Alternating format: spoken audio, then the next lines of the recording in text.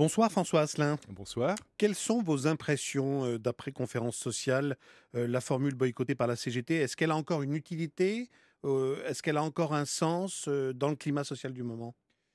Écoutez, il ne faut jamais attendre d'un exercice comme celui-ci, de grandes annonces, de grandes actions. Bref, je veux dire, on est là pour se retrouver. Donc, quand les gens se retrouvent autour d'une table pour dialoguer, et le dialogue a été assez fluide, en tout cas dans la matinée, c'est plutôt On positif. discute, c'est une bonne chose. On discute, c'est une bonne chose. Maintenant, n'attendons pas de ce genre d'exercice, de grandes décisions. Voilà quoi. Il y a eu néanmoins une affirmation, c'est-à-dire que bon, une chose qui fait plaisir à tout le monde, c'est d'affirmer qu'effectivement les partenaires sociaux ont leur place dans le pays, et non seulement leur place, mais c'est tout à fait factuel. C'est-à-dire qu'en France aujourd'hui se signent tous les ans environ une trentaine de mille d'accords d'entreprise, 1700 accords de branche, donc le dialogue social n'est absolument pas, je dirais, mort. Il existe au quotidien dans beaucoup On reparlera d'entreprises. des accords de branche, mais Jean-Claude Mailly, le numéro un de Force ouvrière, a dénoncé tout à l'heure une vision caricaturale du dialogue social, notamment lorsque François Hollande a parlé d'un risque de rupture. Vous en pensez quoi? Est-ce qu'il y a un problème de méthode? Dans les entreprises, en France, vous avez alors d'abord, il faut bien avoir conscience de la cartographie des entreprises. Vous avez 3 millions d'établissements en France, vous en avez 1 650 000 qui ont des salariés, hein, et dans ces 1 650 000, vous avez 5 000 grandes entreprises.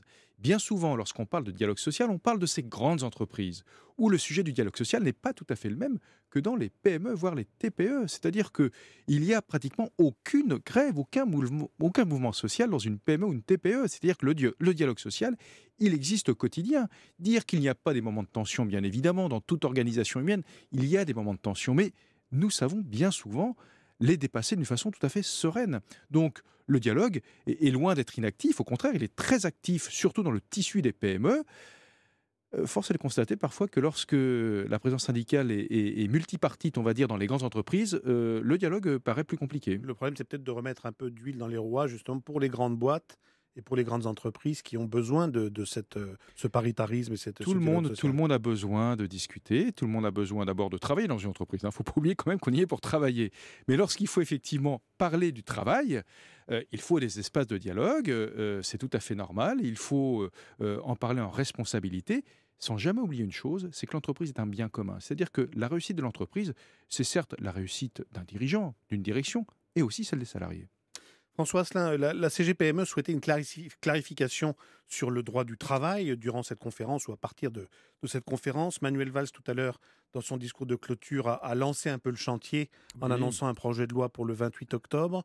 Qu'est-ce que vous attendez exactement? Quelles sont les pistes qui vous paraissent à envisager et à étudier pour réformer le Code du travail? Alors à la CGPME, nous sommes tout à fait favorables à l'esprit du fameux rapport Combrexel, où on a la volonté de redonner au plus proche du terrain la possibilité aux gens de décider de leur organisation d'entreprise. Ça nous paraît tout à fait positif. Mais attention, il ne faudrait pas que ce soit un piège. Premier écueil, il faudrait d'abord que si l'entreprise n'est pas en mesure de signer un accord d'entreprise, que la branche professionnelle puisse être, on va dire, le chapeau qui permette d'organiser dans tout un secteur d'activité eh bien, l'activité des entreprises.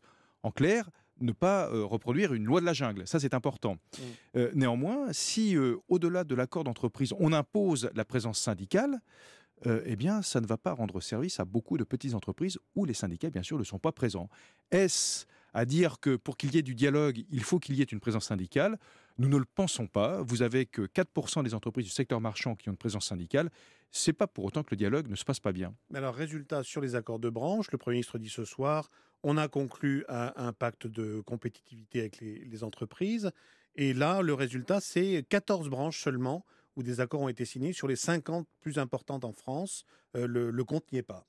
Ne nous trompons pas. Ne nous trompons pas dans ce qui est demandé. C'est-à-dire que si C'est vrai que c'est très peu, 14 sur 50. oui, c'est très peu, mais qu'est-ce qu'on demande aux branches? On demande de signer des contrats de travail? C'est l'entreprise qui signe le contrat de travail. C'est le chef d'entreprise qui signe les contrats de travail. C'est absolument pas la branche professionnelle, encore moins le MEDEF ou la CGPME. Donc, s'il faut signer des accords pour parler de formation, de GPEC, je ne sais quoi encore, pourquoi pas? Mais si on demande en face du pacte de responsabilité un nombre de contrats de travail formels, personne n'est en capacité de s'engager là-dessus. Il faut bien le comprendre. Mmh. Sur les retraites, jusqu'où vous souhaitez que l'on aille dans la réforme? Est-ce qu'il faut reculer l'âge légal, introduire une décote à partir de 62 ans, comme le propose le gouvernement et le président de la République? Autour de cette question des retraites, vous avez plusieurs paramètres, hein. Vous avez effectivement la durée de cotisation, vous avez l'âge légal de départ en retraite. Heu, Finalement, lorsque on négocie sur les retraites complémentaires, nous ne pouvons pas toucher au curseur de l'âge légal de départ en retraite puisque c'est le régime général, donc c'est dans la sphère de l'État de décider de l'âge légal de départ en Mmh. retraite. Alors que ça serait finalement, le vecteur le plus puissant pour permettre un équilibre des régimes de retraite. Alors là, qu'est-ce qui a été décidé par les partenaires sociaux? Il était décidé que, eh bien, si vous vouliez partir, à l'âge légal de départ en retraite, à savoir à 62 ans et que vous aviez, le plein de vos cotisations, eh bien, vous pourriez avoir une décote, vous allez avoir une décote de 10 pendant les 3 prochaines années, sauf si vous décidez de prolonger votre activité pendant 1 an, c'est-à-dire Jusqu'à partir à 63 63 ans. ans. Et là, vous n'avez plus de décote. Donc, on a beau dire qu'on ne touche pas, à l'âge légal de départ en retraite, puisqu'on dit que le droit reste 62 ans pour partir en retraite, sauf qu'on va partir en retraite, avec une retraite, pas complète. Donc, il ne faut pas non plus, à travers ça, jouer avec les mots et mentir aux Français. Il faut avoir le courage d'affronter la réalité. La réalité, c'est quoi? C'est que nous avons gagné plus de 8 ans d'espérance de vie depuis 1981, que le démarrage dans la vie active est plus tardif aujourd'hui qu'il n'était autrefois, et que lorsqu'on vit plus longtemps, eh bien, effectivement, on a un problème tout à fait basique, économique, de pouvoir financer des pensions de retraite. Donc repousser l'âge légal, vous paraîtrait une chose tout à fait conforme Mais ce à sera le fil l'évolution de de la société. l'histoire. Je crois que les Français ne sont pas dupes, même si ça ne fait pas plaisir d'entendre ce genre de choses. Effectivement, il faudra imaginer partir un peu plus tard en retraite. Je voudrais qu'on dise un mot du conflit Air France, François Asselin. Le dialogue commence à être renoué ces derniers jours. Les relations avec les syndicats apparemment étaient en train de se pacifier.